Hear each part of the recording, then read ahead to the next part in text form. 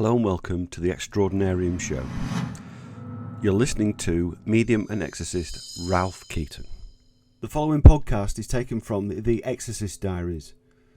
In today's show, we'll be talking to one of our experts, Steve Hemingway. I want to talk about this program I've written down here, how do we take steps to protect our home or people in it? Yeah. So that's what I'm kind of going to be looking at, and that's what I was going to talk about. And some of these are pretty straightforward, but some of them are quite... I want to go into some like the cleverer stuff of how we do it, you know. Yeah. Yeah.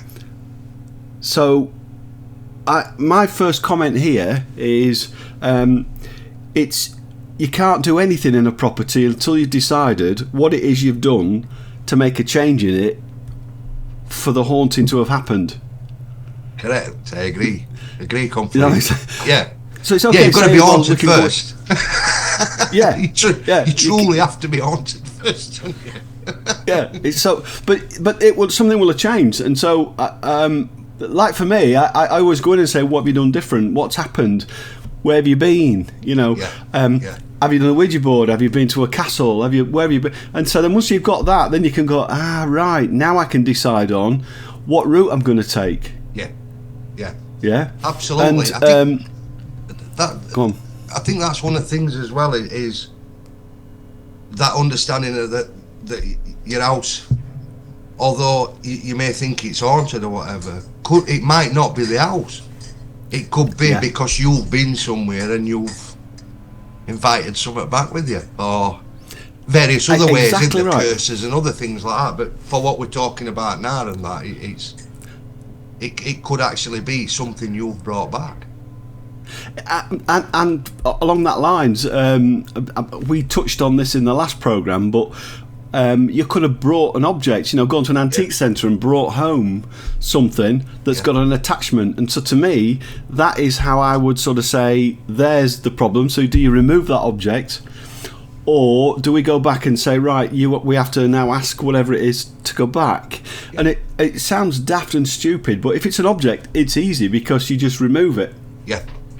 Yeah. Or you introduce it into the house slowly, steadily, so that whatever attachments to it gets used to the arrangements that's in the property. Well, see, I mean, it may not. Talking with objects, it's not necessarily going to be a bad thing. It may not be a bad thing that's with it. It could be just something that's wanting some kind of attention. Yeah.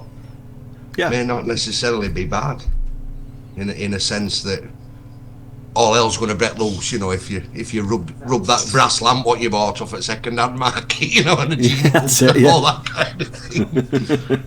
but there's a truth right. in it, isn't there? There's a truth in it. Yeah, I mean, I've found that most people tend to buy, when they're buying antiques, it's usually a sideboard or a little funny object they've seen, or in one case, somebody bought an owl, a stuffed owl in a case, and with it came the guy who actually did the thing, and it was just a case of he was more curious about where it was going than anything else. Yeah. So it's finding the cause to it, because you and I know at the end of the day that a haunting just doesn't happen. It's been triggered. Yeah. Something's triggered it. Yeah. It could be because the person maybe is psychic and they don't realise that they're doing it, or it could be somebody in the house is having emotional issues. Yeah. Bereavements, all these kind of things, aren't there? They usually usually follow sort of strong emotions, no matter if and it's usually that maybe a negative emotion like grief and things like that. Although I'm saying it's negative, it's a natural process, isn't it, to grieve somebody? Yeah. But it doesn't tend to, when you're getting past them initial first stage of haunting, like we spoke on other programs about, you're kind of into realms then, like you say, I need to know what it is now, because if I don't know what it is, what solution do I do? And we see it so many times where people are just guessing solutions, or they believe themselves to have supernatural powers or whatever they are, that they can command whatever it is to leave and all these kind of things. But then again, it goes back to, you have to know what it is, and then you have to look at, like we spoke about, a contract. Yeah. Be that, is it their fault? Is it meant to be here? Should it be here at this time, kind of thing? There's all that kind of to look at. But yeah. it's all detective, Sherlock Holmes, isn't it?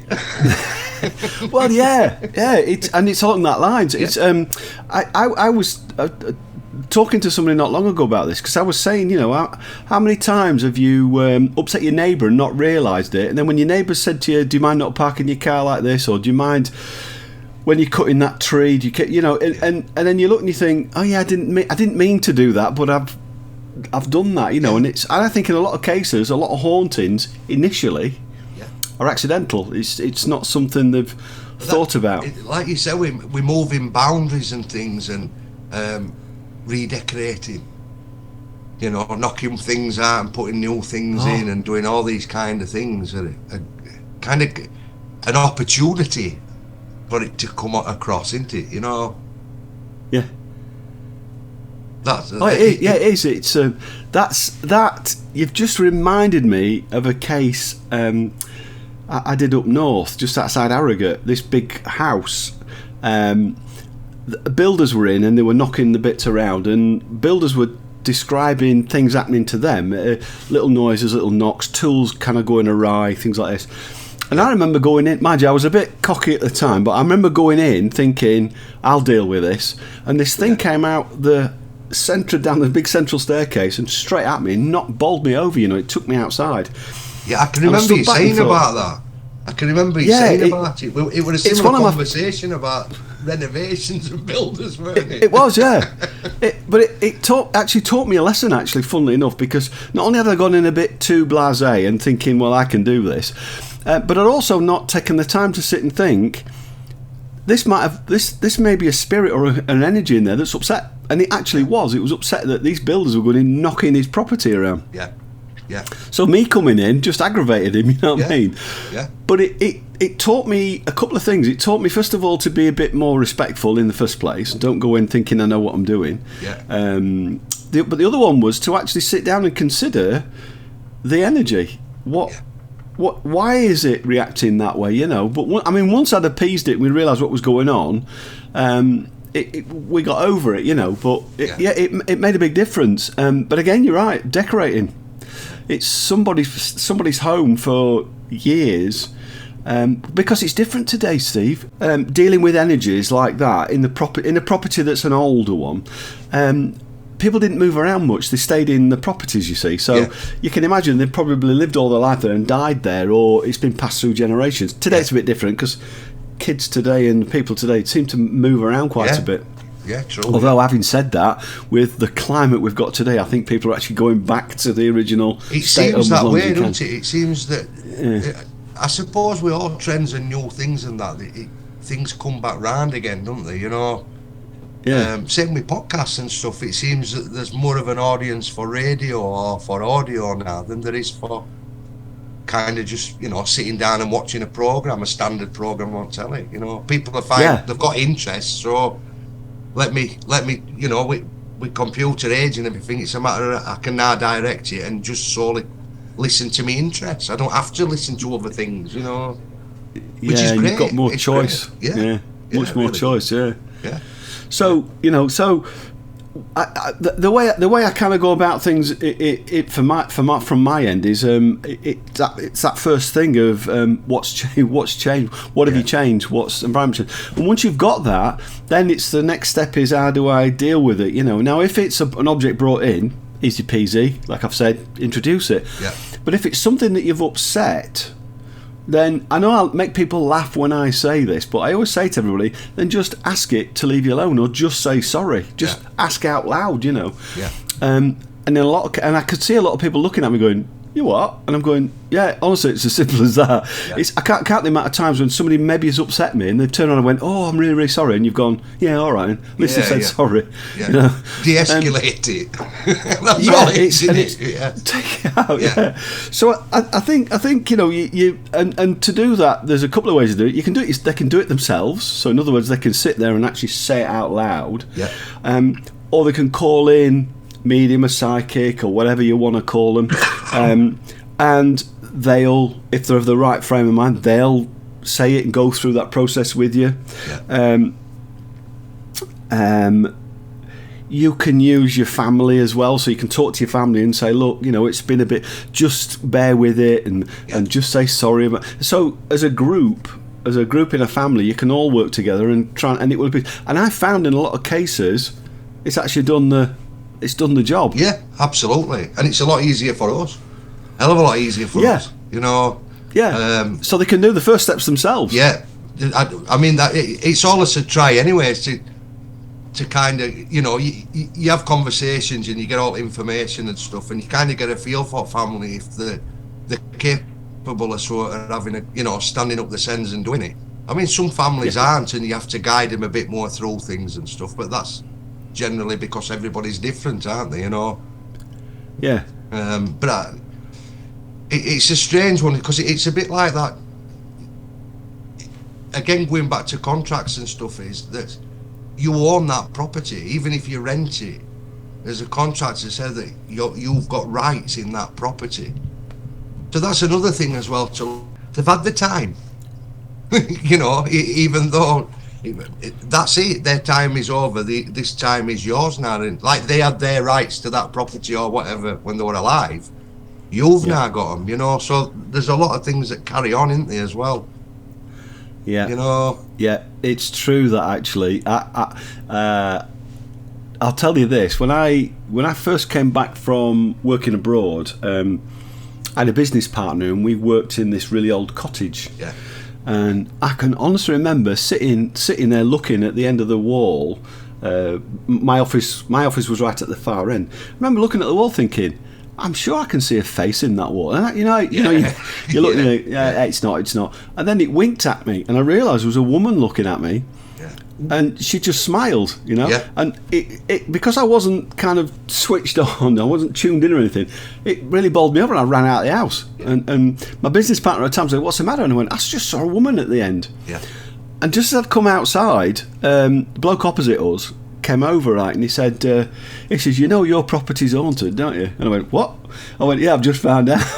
That old chestnut. Yeah.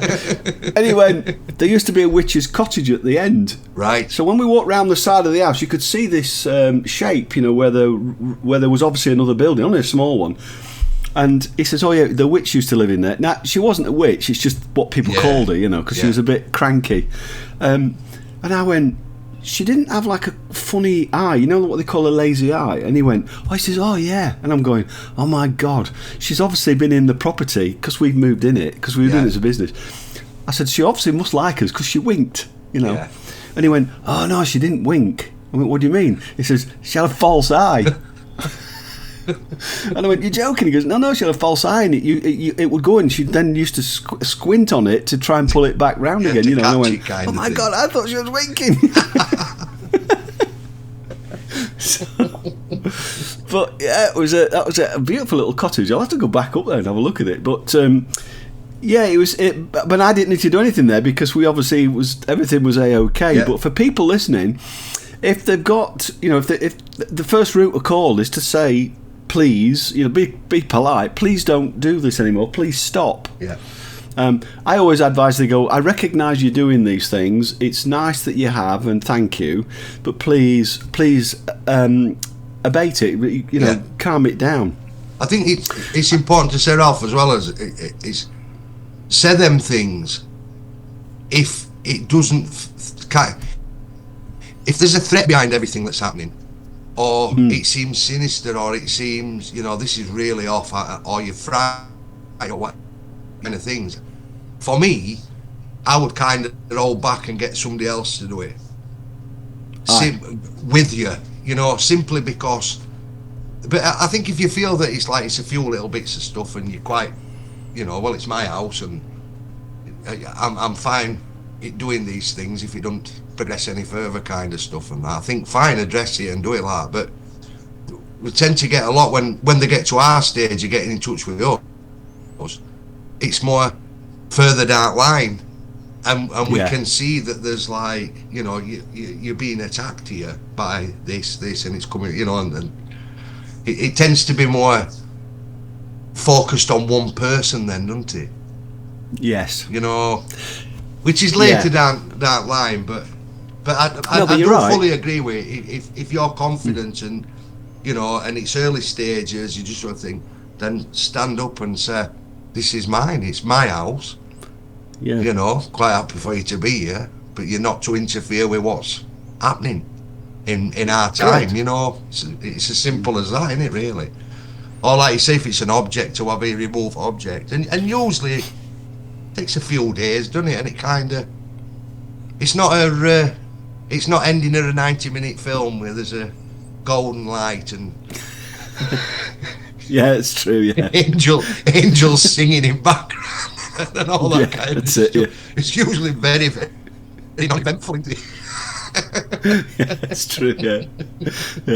And you stood thinking to yourself, why am I shouting these things in my house? People are going to think I'm crazy or whatever. But once you've done it and that, you'll see over them next few days, it dissipates away, doesn't it?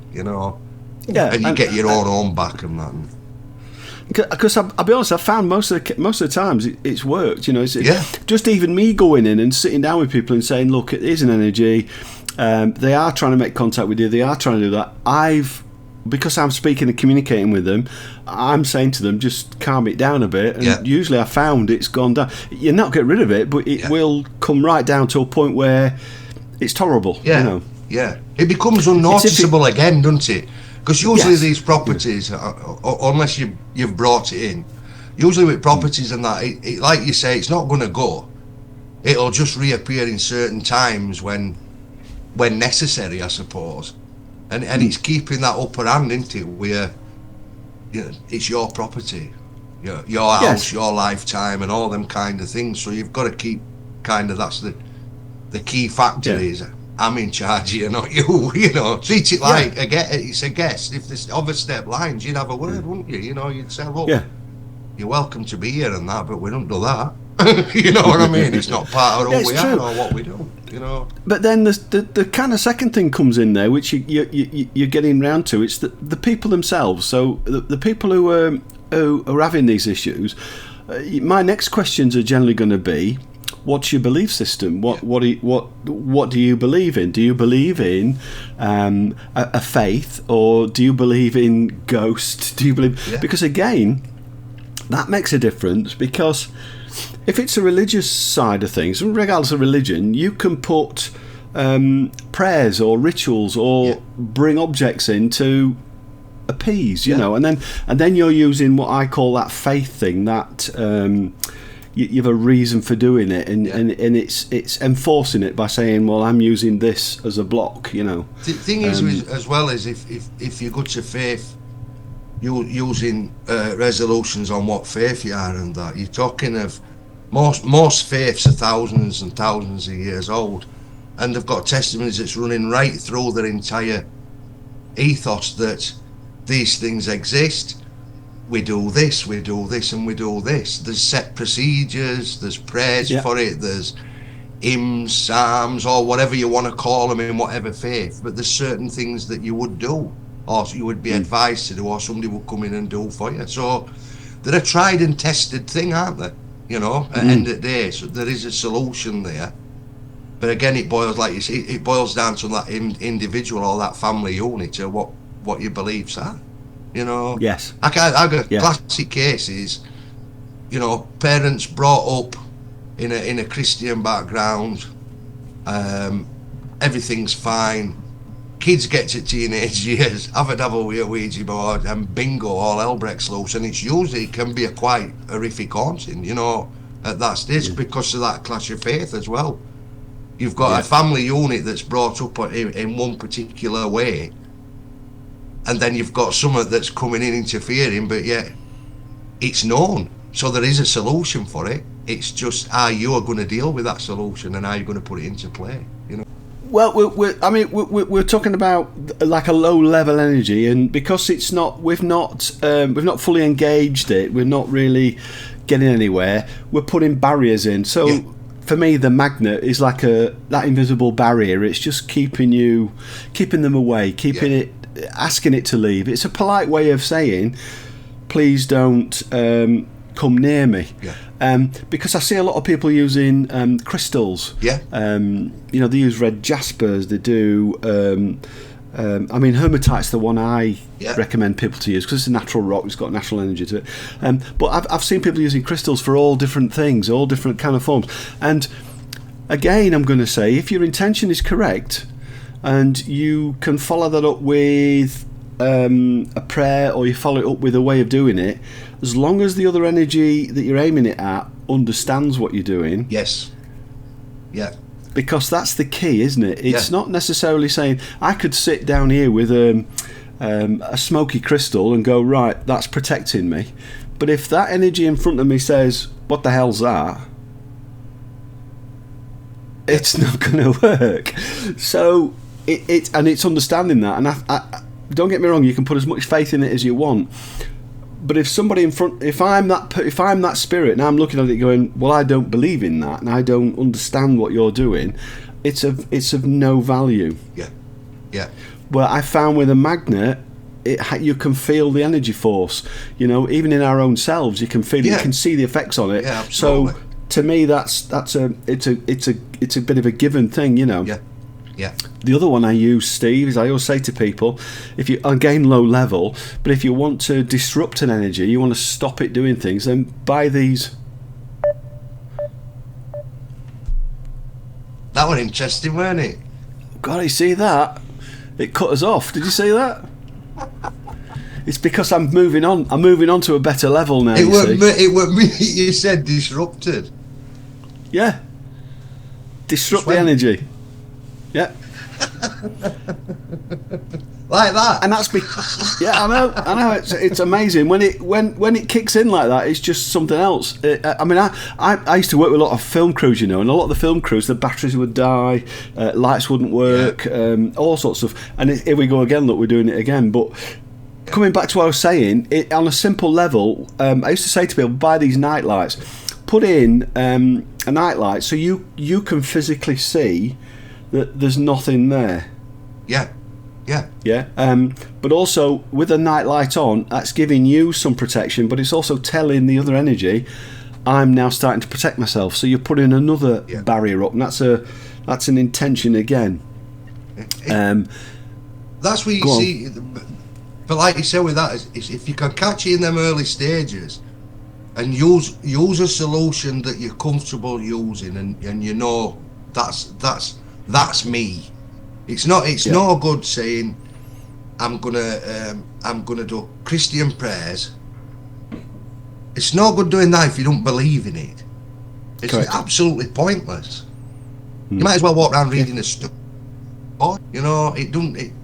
There's no point in it at all. Like you say, it's got to go back to what you believe in. And even people say, I don't believe in anything. I don't believe in this and I don't believe in that. But if you're worried to the point where you think something's haunting you, you must believe in something, It's there. Yeah, it's exactly right, yeah. Thank you for listening to The Exorcist Diaries with Steve Hemingway and myself, Ralph Keaton. We hope you enjoyed our deep dive into the signs of a haunting. And if you're keen to hear more on the subject of hauntings, join us next time and we'll take a look at the subject in a more depth of how it affects you. In the meantime, check out our website at extraordinarium.co.uk or my website ralphkeaton.co.uk for all our links to shows, videos, resources and more.